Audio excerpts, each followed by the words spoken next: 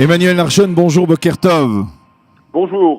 Merci d'être avec nous ce matin sur Studio Kalita. Nous avons plusieurs sujets à débattre ensemble et le premier, le dernier qui est arrivé et qui est tombé, on va dire, sur les rédactions, eh bien, c'est la décision du Parlement allemand de mettre hors la loi le BDS et d'interdire en tout cas tout financement de ce mouvement, de le mettre hors la loi et de le considérer comme un mouvement antisémite.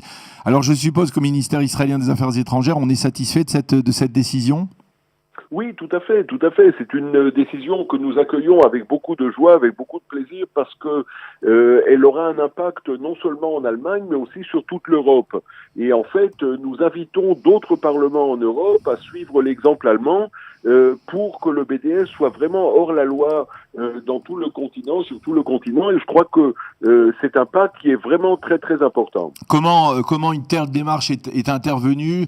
Est-ce que c'est le fruit de tractations, de contacts, de dialogues, ou alors ça s'inscrit clairement dans la politique d'Angela Merkel, qui avait dit à de multiples reprises, en tout cas depuis qu'elle est élue, que l'existence de l'État d'Israël fait partie des priorités de l'Allemagne. Est-ce que c'est véritablement le reflet de la position d'Angela Merkel ?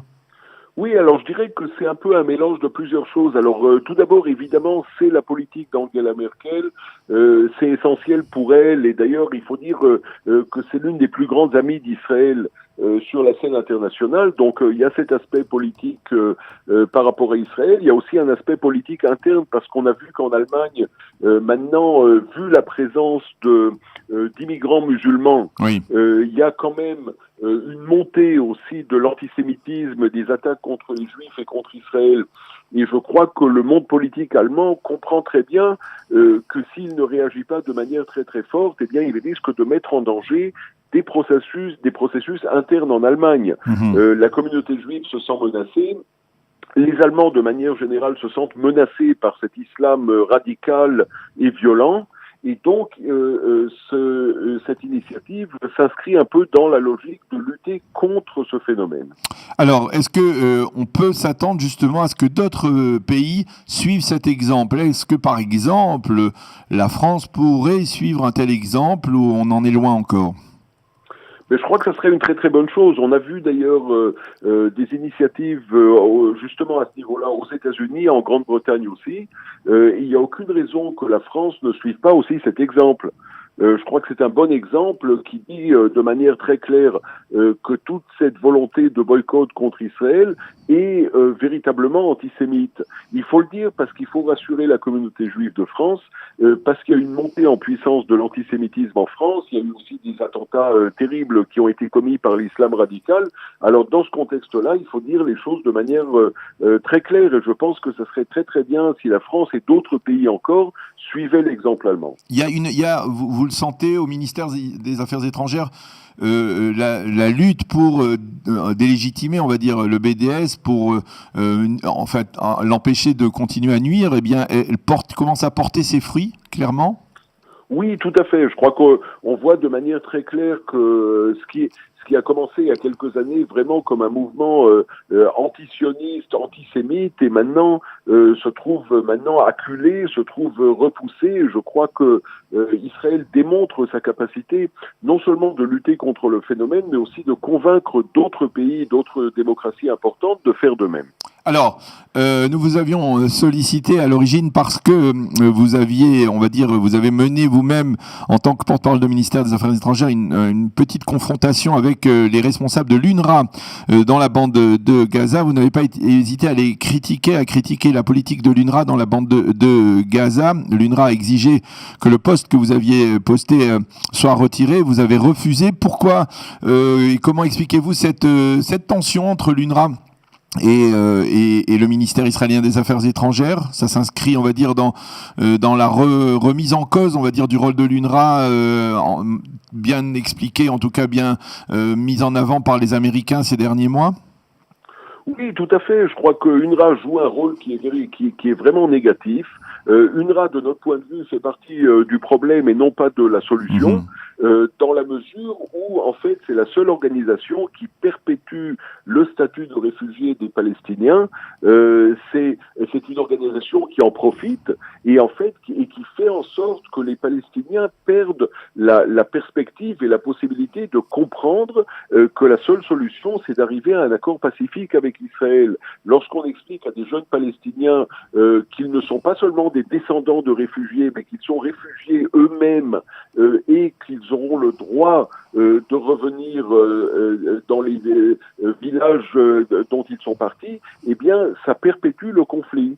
Et ce qui s'est passé avec l'UNRWA il y a quelques jours, c'est que lors du dernier conflit, lorsque les habitants israéliens étaient en fait dans les abris, oui. UNRWA, le directeur d'UNRWA à Gaza, a écrit un post sur Twitter disant qu'il participait à une petite fête. Il participait à une fête à Gaza et qu'en fait les bruits des bombardements le dérangeaient et l'empêchaient de pouvoir jouir de cette fête en toute sérénité.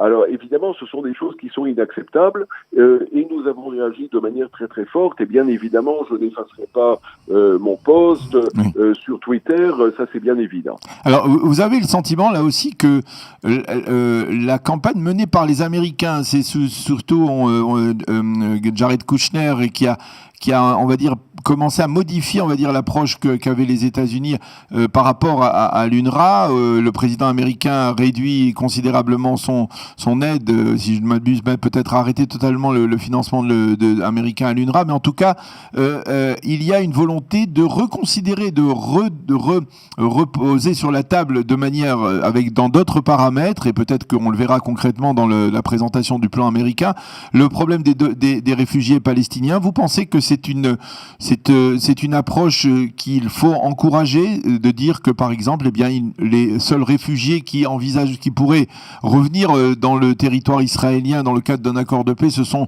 ceux qui sont partis physiquement en 48 ? Oui, tout à fait. C'est véritablement une anomalie parce que la question de réfugiés, elle est traitée dans le monde entier, mais elle est traitée de manière tout à fait différente. Oui. On encourage les gens à s'installer dans les pays dans lesquels ils se trouvent. Là, on a affaire à des pays arabes qui refusent systématiquement de donner leur nationalité à des gens qui sont déjà installés dans ces pays pour la 3e ou 4e génération. On perpétue en fait le statut de réfugié pour utiliser les Palestiniens en tant qu'instrument de guerre contre Israël. Et il est bien évident que ça, c'est quelque chose qui doit changer. Nous approuvons évidemment l'approche américaine. Je crois qu'elle est tout à fait normale. Il y aurait éventuellement des mécanismes de compensation financière pour certaines personnes, mais il est bien évident que les descendants des réfugiés palestiniens ne reviendront pas en Israël. Alors, Emmanuel Herschon, troisième sujet et dernier sujet sur lequel nous voudrions parler avec vous, incontournable, c'est l'Eurovision. Alors, l'Eurovision a fait venir des milliers de touristes d'Europe. Elle a permis de présenter l'État d'Israël dans toute sa splendeur, on va dire, en particulier hier soir. J'ai deux questions à vous poser. D'abord, premièrement, pourquoi le gouvernement israélien n'a pas investi le moindre centime dans cette grande production favorable à l'État d'Israël qui permet et devrait permettre de redorer le blason de l'État d'Israël? Et puis, à votre avis, justement, est-ce qu'un tel événement peut avoir un impact favorable sur l'État d'Israël, modifier la tendance, amener ici plus de touristes? Alors, voilà, alors, de notre point de vue, c'est un événement extrêmement positif et effectivement, des centaines de millions de personnes à travers le monde ont pu voir l'État d'Israël tel qu'il est, donc à travers de l'Eurovision. C'est quelque chose de formidable et je suis certain que ça encouragera le tourisme et que ça contribuera aussi à promouvoir et à améliorer l'image de l'État d'Israël. Alors pourquoi ne pas avoir financé ou apporté une contribution au niveau du gouvernement à un tel projet? Voilà, parce que c'est un projet en fait qui, au niveau des autorités de télévision. Ce sont les organisations de télévision. L'Eurovision regroupe toutes les organisations, les chaînes groupes publiques de télévision, les chaînes publiques un peu partout en Europe. Et donc la chaîne publique a financé l'événement avec la participation quand même de la municipalité de Tel Aviv, d'autres personnes encore. Je crois que en fin de compte, quand on voit le résultat, il est formidable. Il est excellent, mais le gouvernement n'a rien à voir avec cet événement de l'Eurovision. Et donc, mais quelque part, le ministère israélien des Affaires étrangères, avec son département média, je suis sûr, trouvera les moyens de maximaliser, si on peut dire, en tout cas la réussite de cet événement pour l'État d'Israël, en faveur de l'État d'Israël. Oui, bien sûr, tout à fait. Je crois que c'est un événement essentiel et nous travaillons d'ailleurs déjà depuis plusieurs mois avec la chaîne publique israélienne pour faire en sorte que cet événement ait une répercussion maximale un peu partout dans le monde. Et ça, bien évidemment, nous continuerons à le faire. Eh bien, merci beaucoup Emmanuel Larchon d'avoir accepté de répondre à nos questions ce dimanche matin. Bonne journée, bonne continuation, Shavua Tov. Merci beaucoup, Shavua Tov.